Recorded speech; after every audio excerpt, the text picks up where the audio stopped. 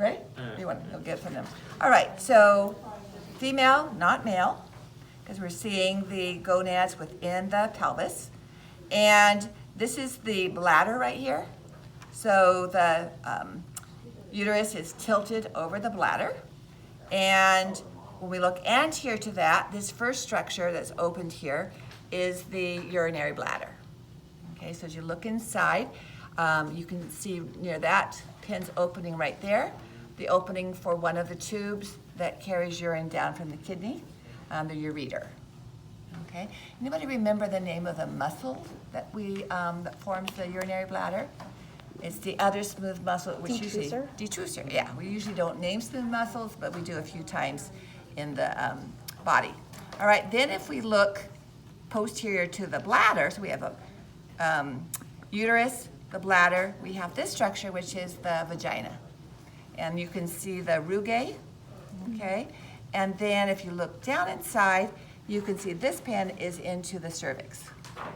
And that opening that you see kind of like in the middle of that donut is the external os of the cervix, and that would lead into the cervical canal. So I'll tilt it so you can see the cervix. And if a woman is using a diaphragm for contraception, it has to fit around that cervix. And so weight gains or losses or pregnancy, after pregnancy, that will change size, and the woman needs to be refitted for that. It's usually used in conjunction with a spermicidal jelly, okay? And then that would be the rectum with the plasticized fecal matter. So this would be the bladder anterior and the rectum posterior.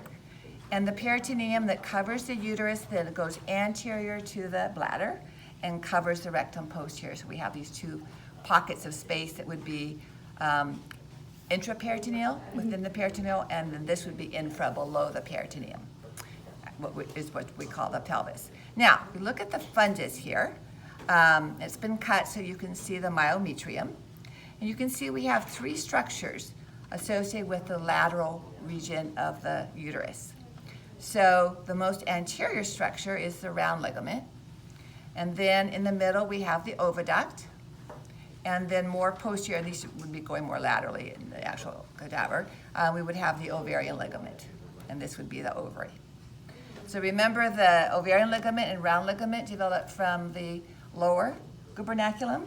And so the ovarian ligament proper would come here, pass through the uterine wall, and then exit anteriorly as the round ligament. And so this region right here would be where the deep inguinal ring is. So with our peritoneal structures, we call the peritoneum, where it covers the uterus, the perimetrium. And where it forms a double layer is a mesentery. So as it drapes over the oviduct here, and then hangs down below, it forms the mesosalpinx. So meso for mesentery, a double layer is kind of like a sheet hanging over a clothesline. And so below, salpinx is our other word for oviduct. So that would be the mesosalpinx. And then coming out at right angles, I have a diagram of that in lecture, that would be the mesoovarium. It only partially comes onto the ovary. If it completely covered it, then the oocytes wouldn't have any way of going into the oviduct. It'd be blocked by the covering of that. All right, and then down below this would be the mesometrium, where this pin is, all of this down here. Mesometrium, or the broad ligament, is also known as. And so then finally, this pin right here is showing the uterosacral ligament. That's going to go around the posterior aspect of the rectum to attach to the sacral bone. Okay? All right.